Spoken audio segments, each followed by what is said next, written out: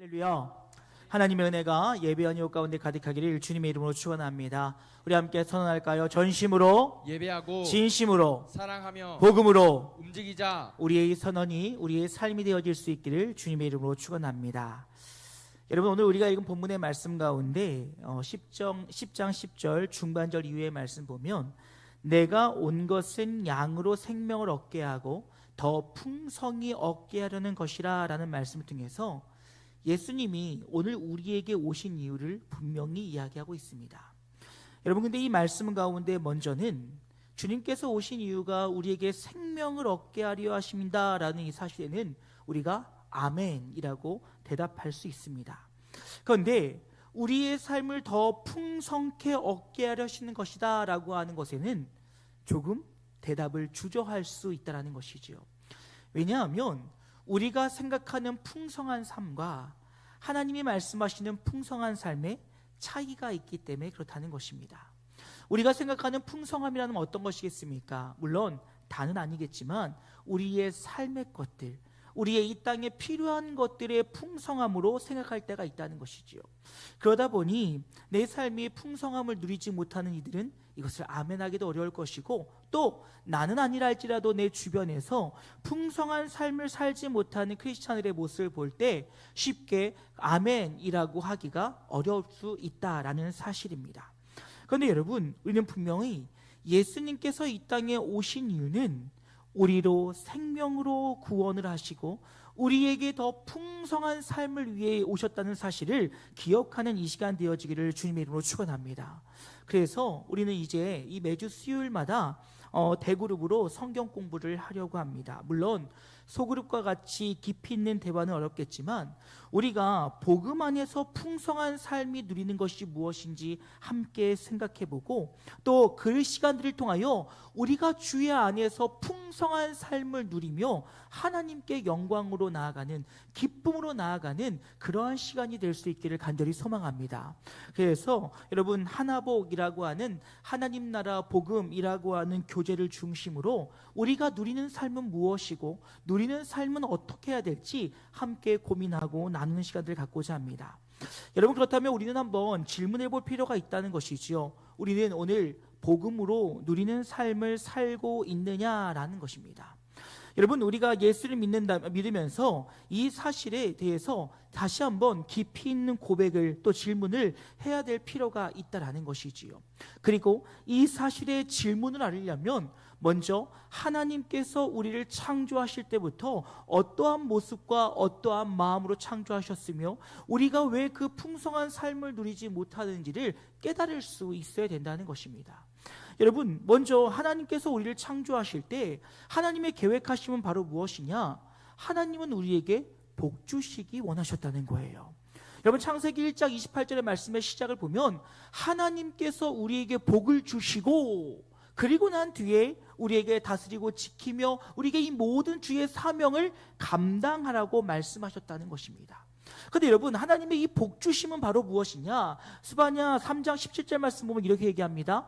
너희 하나님 여호와가 너희 가운데 계시니 그는 구원을 베푸실 전능자시라.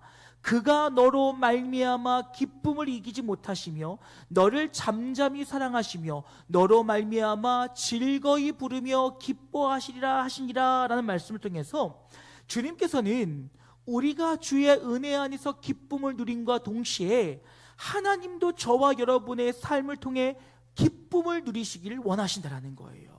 그러니 하나님께서는 저와 여러분을 하나님의 형상대로, 즉 하나님의 인품을, 하나님의 성품을 우리에게 주심을 통하여 우리가 주 뜻 안에서 살아감으로 인하여 주님도 기뻐하신다라는 거예요. 그것이 바로 우리에게 주님께서 우리를 창조하신 일인데, 여러분, 그렇다면 실로 하나님의 창조하심을 보게 되어지면 하나님께서는 온 우주 만물을 창조하시며 보기에 좋았더라 라고 말씀하십니다. 그런데 특별히 저와 여러분을 향해서 뭐라고 이야기하시냐? 보기에 심히 좋았다라고 이야기하고 있어요. 여러분, 이 심히 좋았다라고 하는 것은 너무너무 좋았다, 아주 행복했다, 내가 너희를 보니 내 기쁨을 주저할 수 없었다라고 이야기하고 있어요. 그러면서 우리를 만드신 그 안에는 하나님의 형상을 심으셨으니 하나님의 형상이 우리 안에 심겨진 이유는 바로 하나님과 우리 간의 인격적인 만남을 통하여 하나님과의 아름다운 교제를 위하여 우리를 그런 모습으로 만드셨다는 것이죠. 즉 여러분, 인격은요, 또 영혼은요, 사람에게밖에 없는 특별한 것이에요.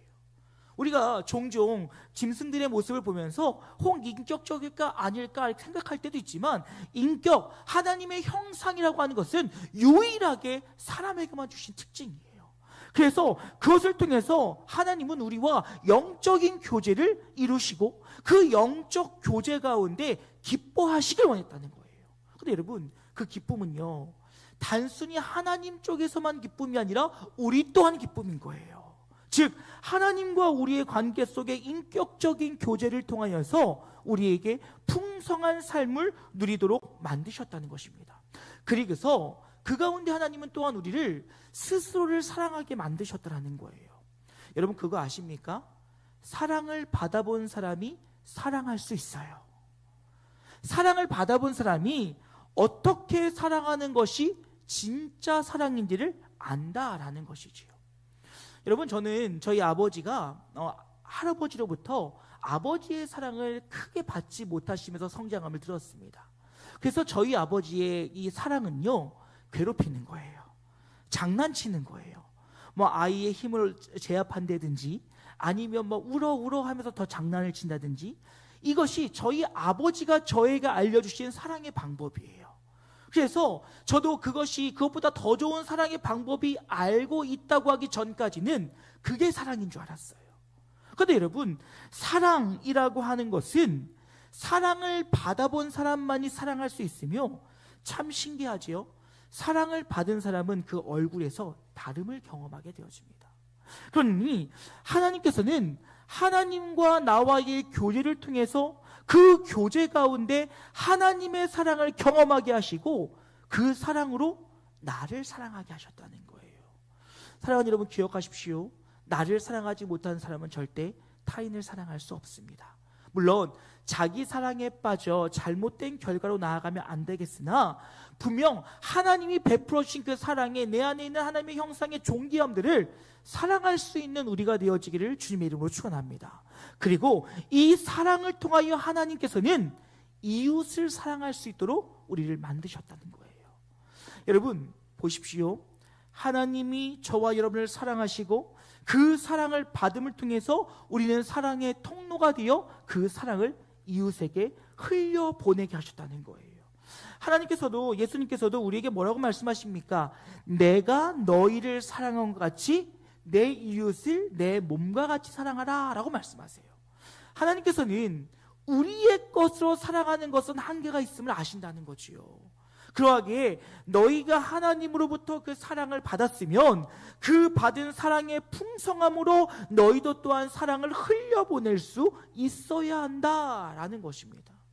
여러분, 제가 요즘 우리 영진가족들 위해서 하는 기도 제목이 무엇인지 아십니까?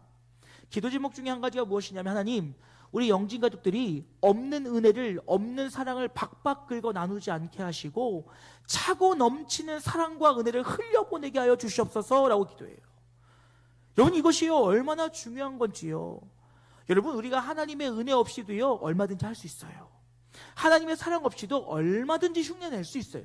하지만 여러분, 그거 아시잖아요. 맛있는 솥밥도요 박박 긁어 밑에 있는 건 다 탄 것들 먹는 거예요. 그러니 그것이 진정한 사랑이 될 수 없는 거지요. 그런데 이것이 날마다 하나님으로부터 차고 넘치는 사랑이 있을 때 우리로 하여금 형제와 이웃을 사랑할 수 있도록 우리를 만드셨다는 것입니다. 그리고 더 나아가서 하나님은 우리에게 이 땅을 잘 경영하기를 원하셨다는 겁니다. 여러분, 경영이라고 하는 단어가 조금은 불편하실 수 있을 거예요. 하지만 여러분, 이 경영이라고 하는 것이 이윤과 실리를 추구하는, 재정적인 이윤을 추구하는 것 빼고는 경영의 본질은 바로 무엇이냐면 어떠한 것을 최고의 가치로 만드는 것이 경영이에요. 그러니 여러분, 기업가들이 그 하는 경영의 가장 그 우선은 무엇입니까? 내가 운영하는 기업을 최고로 만드는 거예요.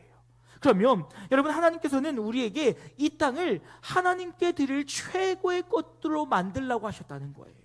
우리가 잘 알고 있는 창세기 1장 26절 말씀 보면 이렇게 얘기하지요.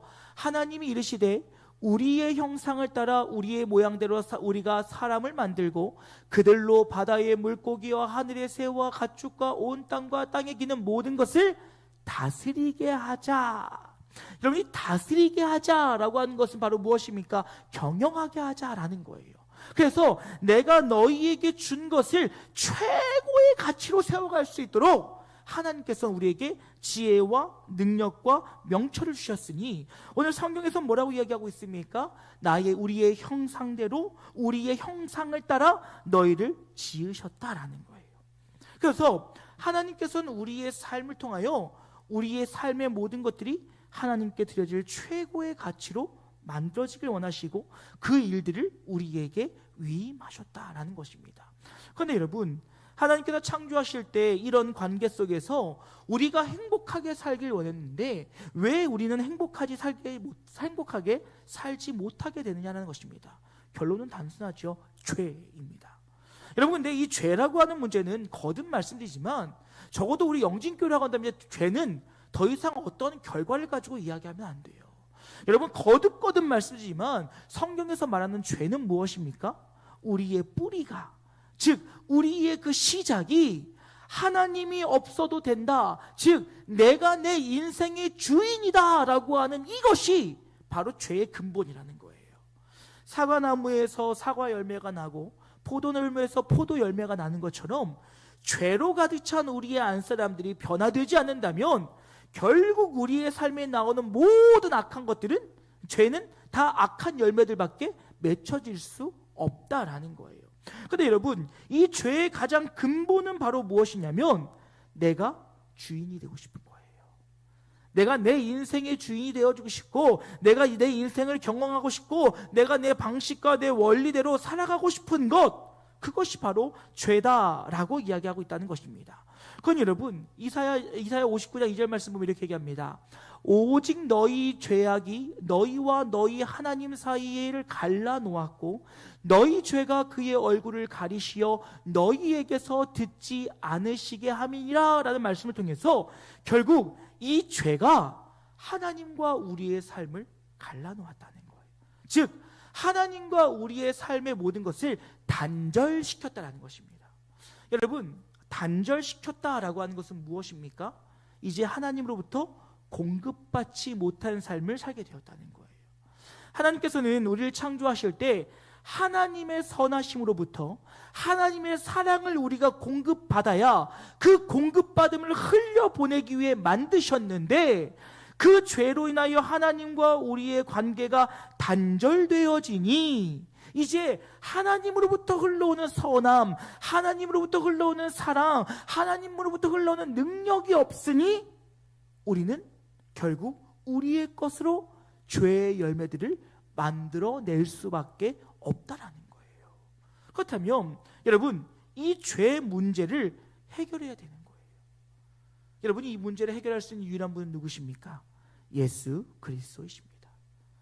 여러분, 우리가 삶의 모든 문제 앞에서 다시 예수께로 돌아가야 될 이유는 예수 그리스도만이 하나님과 우리의 단절된 관계를 회복시킬 수 있기 때문에 그렇다는 거예요.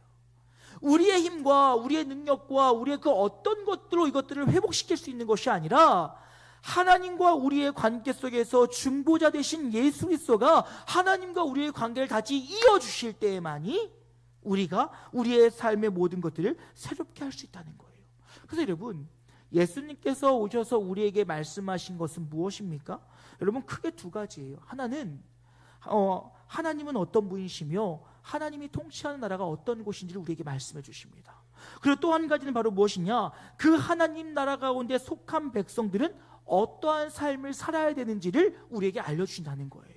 그러니 예수님의 사역을 보게 되어지면 하나님은 이런 분이십니다, 하나님은 이런 분이십니다, 하나님의 나라는 이런 곳입니다 라고 우리에게 알려주시고, 그렇다면 그 나라에 소유된 자, 그 나라에 속한 자들은 이렇게 살아야 됩니다 라고 우리에게 말씀해 주고 계시다라는 것입니다. 그러니 여러분, 로마서 5장 8절 말씀 보면 우리가 아직 죄인 되었을 때 그리스도께서 우리를 위해 죽으심으로 하나님께서 우리에 대한 자기의 사랑을 확증하셨느니라 라는 말씀을 통해서 하나님께서 죄 가운데 있는 우리에게 찾아오심을 통하여 하나님의 우리를 향한 그 사랑을 보여주셨고, 그가 십자가에 죽으시고 부활하심을 통하여 그 관계를 온전케 하여 주셨다는 거예요. 그렇다면 우리는 이 사실을 믿을 때만이, 이 사실을 믿고 주님 앞으로 나아갈 때만이 우리의 삶의 변화가 시작된다는 거죠. 그럼 여러분, 믿는다는 것은 무엇일까요? 여러분, 우리가 종종 착각할 때가 있어요. 우리는 후회와 회개에 대해서 잘 구분할 수 있어야 됩니다. 여러분, 예전에 수련회 같은 데 가면 막 아이들이 울고불고 막 기도합니다. 그러면 그냥 그 모습만 보고서 회개했다라고 생각해요. 물론 우리 안에 진정한 회개가 있을 때 지난날의 나의 잘못들을 주 앞에 고함으로 눈물이 날 수도 있지요. 하지만 눈물이 나는 것만을 가지고 회개했다라고 단정 지을 수는 없는 거예요. 근데 여러분, 진짜 회개는 무엇이냐면 돌아서는 거예요. 내가 지금까지 가던 내 인생길을 계속 걸어가면서 내 힘과 내 능력으로 할 수 없으니 내 능력을 위에 있는, 내 능력을 넘어서는 어떤 한 분을 모시는 것이 믿는 것이 아니라, 진정으로 예수를 믿는 것, 진정으로 회개하는 것은 바로 무엇이냐? 지난날의 모든 일들을 다 내려놓고 완전히 돌아서는 거예요. 유턴하는 거예요. 그래서 그 주님께서 우리에게 가라고 하신 길을 따라가는 것, 그것이 진정으로 우리가 믿는 것이라는 거죠.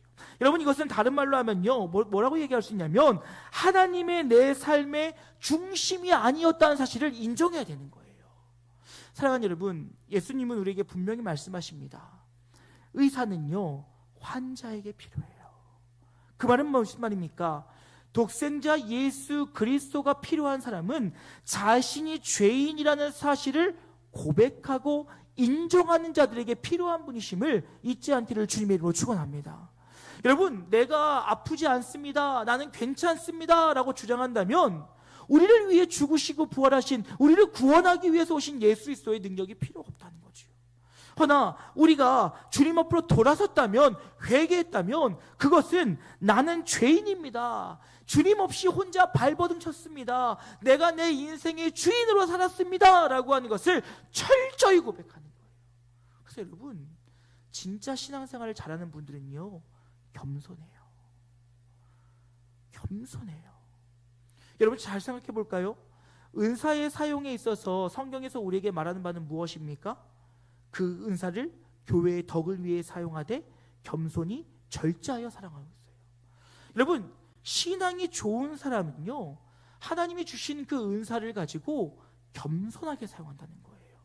그 말은 신앙이 좋다라고 얘기하는 이는 내가 날마다 주님 앞에 죄인 되어짐을 고백하기에 겸손할 수밖에 없다는 거예요. 또한 여러분, 두 번째로, 이렇게 돌아선 삶을 살아가는 성도들은 주님께서 날 위해 죽으셨고 부활하셨다는 사실을 철저하게 믿게 된다는 거예요.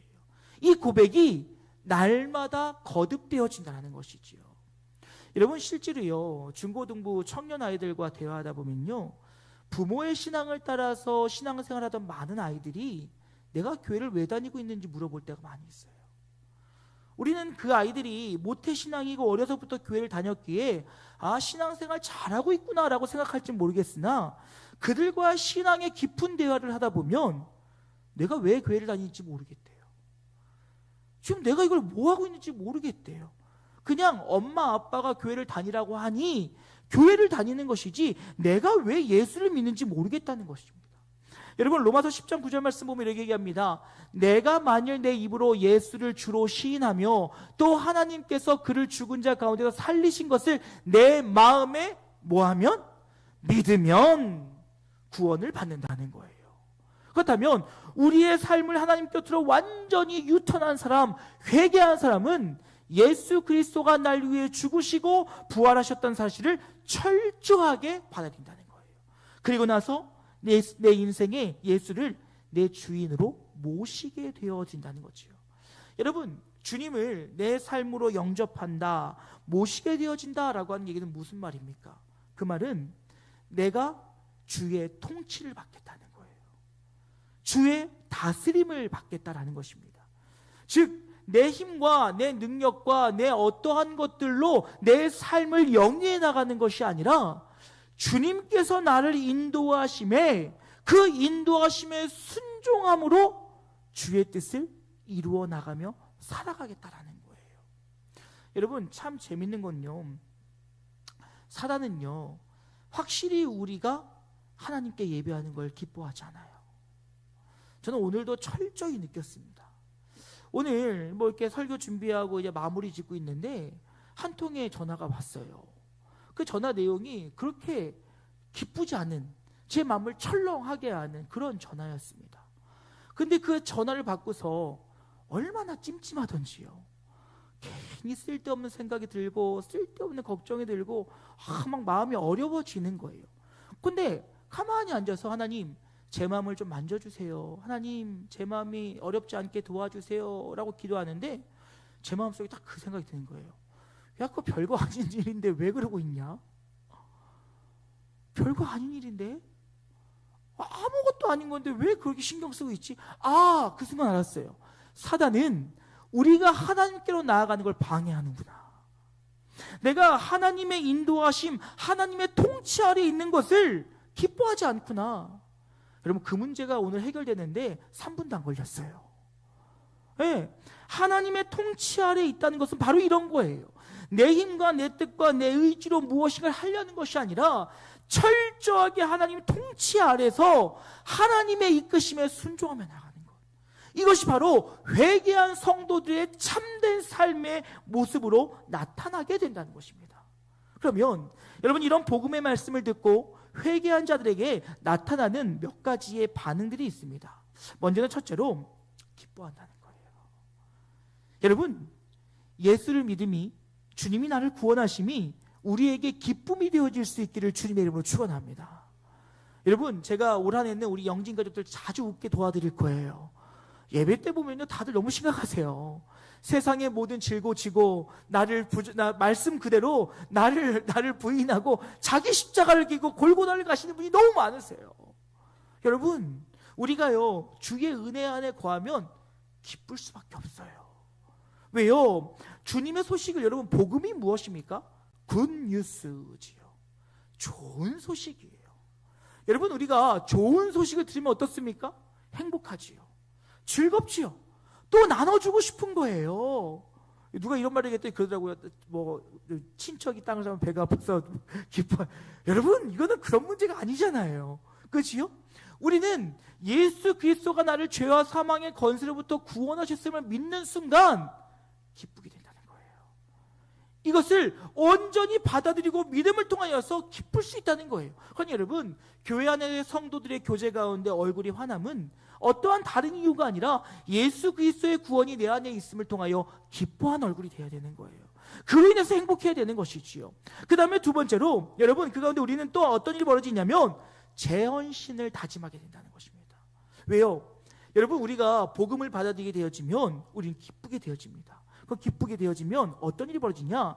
나에게 기쁨을 주신 이에게 내가 무엇을 해야 될지 고민하게 된다는 거지요. 여러분 우리가 그러지 않습니까? 누군가가 나에게 선을 베풀면 나도 그에게 선을 베풀고 싶은 거예요. 네, 그렇게 그것이 우리의 삶의 이치예요. 그러면 하나님께서 예수 그리스도를 나에게 보내주시고 그로 인하여 내가 감사와 기쁨과 행복이 있음을 느끼면 우리가 해야 될 일은 무엇이냐면 바로 그에 대한 반응이 나타나는 거죠. 그 반응은 무엇입니까? 주님의 나라를 위해, 주의 영광을 위하여 재헌신을 다짐하는 거예요. 내가 주의 나라를 위하여, 주의 영광을 위하여, 주의 교회를 위하여 내가 무엇인가 주님께 영광을 올려드리겠다. 이것이 우리의 삶에 나타나는 반응이라는 것입니다. 또 한 것이 바로 예수님을 마음으로 영접하게 된다는 거예요. 여러분 실제로요 오랜 시간 신앙생활을 했음에도 불구하고 예수님을 나의 인생의 주인이라고 고백하지 못해본 분들이 많이 계십니다. 가끔 가다가 언제 어떻게 예수님을 만나셨습니까? 인격적으로 모셨습니까? 라고 질문하면 잘 모르겠는데요. 근데 여러분 대부분 이런 대답은 누구에게 나오냐면 모태신앙들에게 많이 나옵니다. 여러분, 이런 대답이 왜 나오겠습니까? 목사들 사이에서 그런 말 많이 해요. 이 모태신앙은 태어나 보니까 기독교인이었다고. 그냥 목에다가 십자가 걸고 태어난 거예요. 그냥 태어나 보니까 온 집안이 교회를 다녀요. 그리고 어렸을 때부터 나의 의지와 상관없이 교회에 끌려 다녔어요. 그리고 엄마 아빠가 교회 재직이다 보니까 행사에 참여하고 뭘 열심히 하다 보니까 어느 순간 보니까 그냥 나는 기독교인이에요. 그러니 내 스스로가 하나님에 대한, 예수 그리스도에 대한 고백이 없었던 거예요. 그냥 나는 당연히 구원받은 거야. 나는 당연히 하나님을 사랑해. 마치 이스라엘 민족들이 그들이 태어나면서부터 나는 선민이야, 나는 구원받은 백성이야 라고 하는 착각 속에 살아갔던 것처럼 그러한 모태신앙들이 많이 있다는 거예요. 그래서 그러죠. 왜 모태신앙이 모태신앙이냐, 다 못해가지고 모태신앙이라고요. 전도도 못하고 찬양도 못하고 기도도 못하고. 왜요? 그냥 그것이 당연하다고 생각한 거예요. 실제로 여러분, 저도 모태신앙이지만 성탄절에 교회 밖의 경험을 20대 중반에 처음 해봤어요. 일본에서 사역할 때 일본은 25일날 쉬질 않습니다. 대신 그 전날 24일날 천황의 생일이어서 그날 쉬고 25일은 평일과 같은 날이에요. 그러다 보니까 25일날 교회에서 예배드리기가 어려워요. 그래서 그 전 주일날 예배를 드리고 25일날 이 시내에 나가봤는데요, 너무 어색하고 죄 짓는 것 같고 내가 있으면 안 돼야 될 때 있는 것 같고 그런 마음이 들더라고요. 그러니 여러분, 그 우리 안에 예수 그리스도를 영접함을 통하여 주님은 나의 전부입니다 라고 고백의 반응들이 일어날 수밖에 없다는 거지요. 그리고 더 나아가서 이제 내가 주님 앞에 완전히 유턴하고 회개하였다면 예수 그리스도를 알아보고자 하는 마음들이 더해진다는 것입니다. 그렇죠 여러분? 연애할 때 생각나십니까? 처음 연애할 때는요, 내 대상의 상대방을 어떤지 굉장히 알아보고 싶어요. 어떠한 생각을 갖고 있는지, 어떠한 가치관을 갖고 있는지, 뭐가 되고 싶은지, 어떻게 살아갈 건지. 여러분, 이런 것들이 궁금한 이유가 무엇입니까? 사랑하기 때문이죠. 사랑하기 때문에 그에 대해서 더 많이 알고 싶고 더 깊게 알고 싶고 더 함께하고 싶은 마음이 생긴다는 거예요. 그와 같이 우리가 예수 그리스도를 알게 되어지면 우리의 마음들이 더욱더 하나님 앞으로 나아가 알아가고 싶어하고 더 배우고 싶어하고 더욱더 깊이 가기를 원한다는 것입니다. 그러다 보니 여러분, 예수 안에서 풍성한 삶을 누리는 이들은 예배를 기뻐하고요, 모임을 기뻐하고요, 헌신을 기뻐하고요, 성경에서 우리에게 강조하고 요구되어지는 것들이 부담이 아니라 기쁨으로 반응되어진다는 거예요. 그러하게 여러분, 주님 앞에서 온전히 회개한 자들은 그 일들을 통하여 더욱더 주님을 알아보게 되어진다는 거예요. 그런데요, 반대로요, 이 복음을 거절하는 사람들도 있다는 거예요. 그래서 여러분, 우리 그거 기억해야 돼요. 거절은요, 분명 거절에 대한 책임은 본인이 지어야 되는 거예요. 그렇지요? 여러분, 선물을 주었을 때 선물을 거부하면 선물로부터 얻어지는 모든 유익은 포기해야 되는 거예요. 그처럼 주의 복음을 들었을 때 그 복음을 받아들이지 않고 거절하는 반응을 보인다면 그거에 대한 책임 또한 자신에게 있다는 것입니다. 그러기에 여러분, 우리는 하나님 앞에 진정한 회개를 통하여 온전히 주님 앞에 돌아섬을 통하여 주님을 인하여 기뻐하고 즐거워하고 그와 함께함을 통하여 누리게 되는 풍성한 삶을 날마다 기쁨으로 경험할 수 있어야 된다는 것입니다. 이제 말씀 마치고자 합니다. 여러분, 우리는 예수 그리스도를 믿음으로 풍성한 삶을 누리고자 합니다. 그렇다면 우리는 그 누림에 관심이 집중되어 있기보다는 먼저 그 누림은 예수 그리스도로부터만 올 수 있다는 사실을 고백해야 돼요.